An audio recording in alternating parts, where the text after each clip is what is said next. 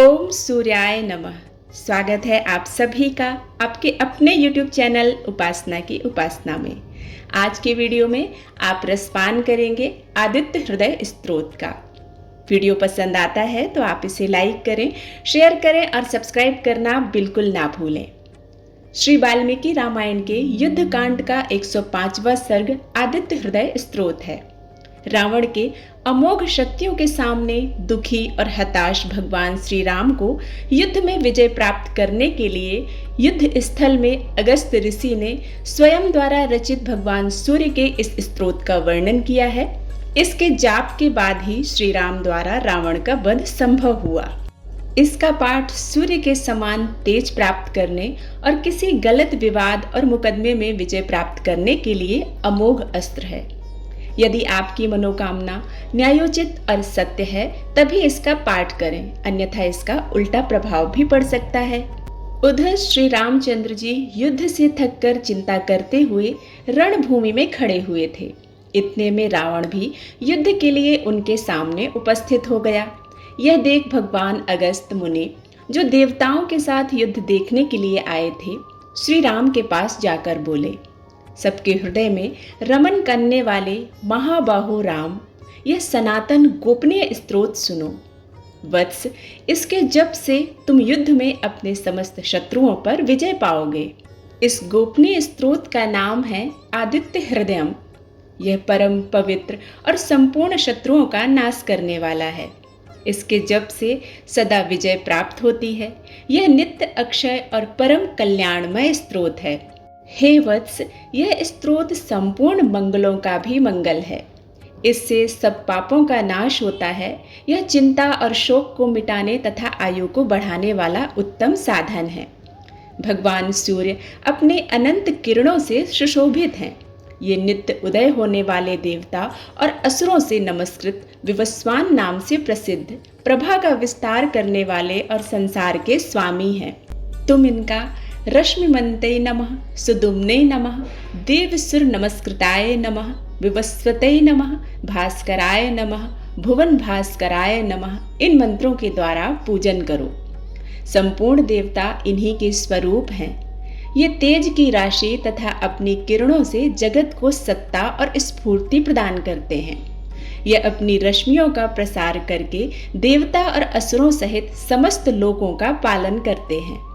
भगवान सूर्य ब्रह्मा, विष्णु, शिव, स्कंद, प्रजापति, महेंद्र, कुबेर, काल, यम, सोम एवं वरुण आदि में भी प्रचलित हैं।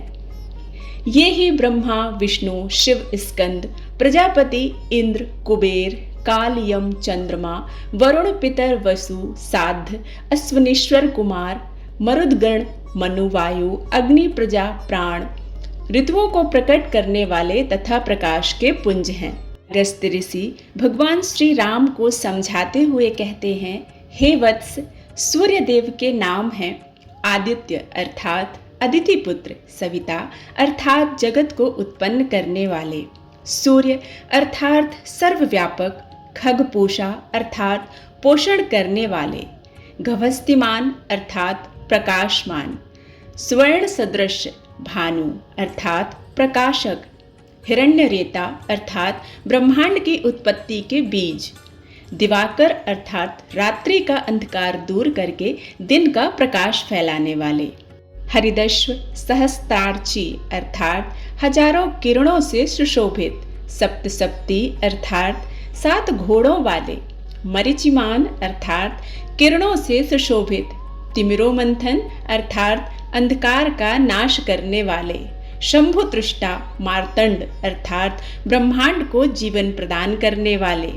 अंशुमान हिरण्यगर्भ अर्थात ब्रह्मा, शिशिर अर्थात स्वभाव से ही सुख प्रदान करने वाले, तपन अर्थात गर्मी पैदा करने वाले, अहश्कर, रवि, अग्निगर्भ अर्थात अग्नि को धारण करने वाले, अदिति पुत्र, शंख, शिशिर नाशक अर्थात शीत का नाश करने वाले, व्योमनाथ अर्थात आकाश के स्वामी, तमभेदी, ऋग, यजु और साम वेद के पारगामी, धनवृष्टि, अपाम मित्र अर्थात जल को उत्पन्न करने वाले, विंदभी, थिप्प लवंगम, अर्थात आकाश में तीव्र वेग से चलने वाले। आतपी, मंडली, मृत्यु पिंगल अर्थात भूरे रंग वाले। सर्वतापन अर्थात सबको ताप देने वाले। कवि, विश्व, महातेजस्वी, रक्त, सर्वभवोद्भव अर्थात सबकी उत्पत्ति के कारण। नक्षत्र, ग्रह और तारों के स्वामी। विश्व भावन अर्थात जगत की रक्षा करने वाले। तेजस्वियों में भी अति तेजस्वी और द्वादशात्मा है। इन सभी नामों से प्रसिद्ध सूर्यदेव आपको नमस्कार है। पूर्वगिरी, उदयाचल तथा पश्चिम गिरी, अस्ताचल के रूप में आपको नमस्कार है।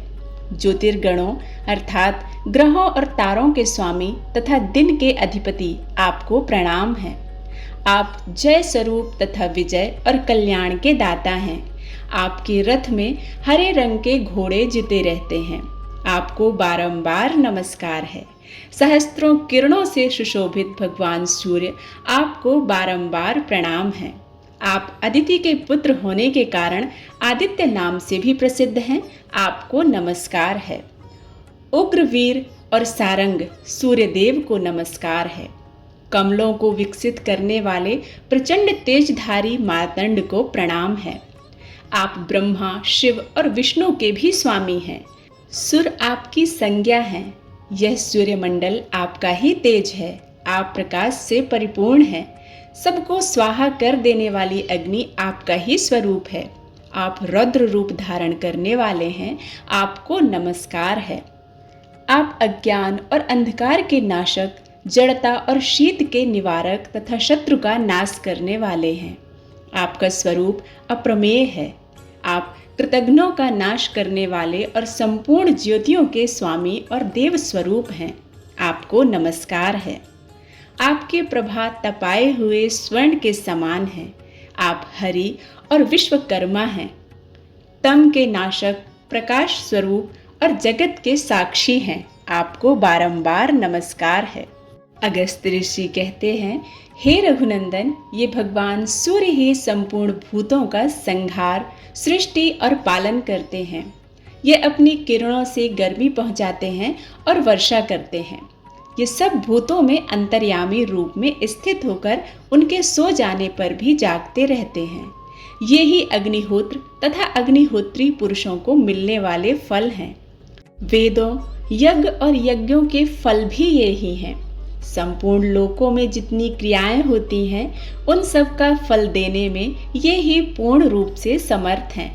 हे राघव, विपत्ति में, कष्ट में, दुर्गम मार्ग में तथा किसी भय के अवसर पर जो भी कोई पुरुष इन सूर्य देव का कीर्तन करता है, उसे दुख नहीं भोगना पड़ता।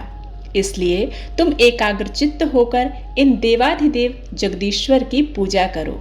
इस आदित्य हृदय स्तोत्र का 3 बार जप करने से तुम युद्ध में विजय प्राप्त करोगे। अगस्त ऋषि कहते हैं, महाबाहो, तुम इसी क्षण रावण का वध कर सकोगे। यह कहकर अगस्त जी जैसे आए थे वैसे ही चले गए।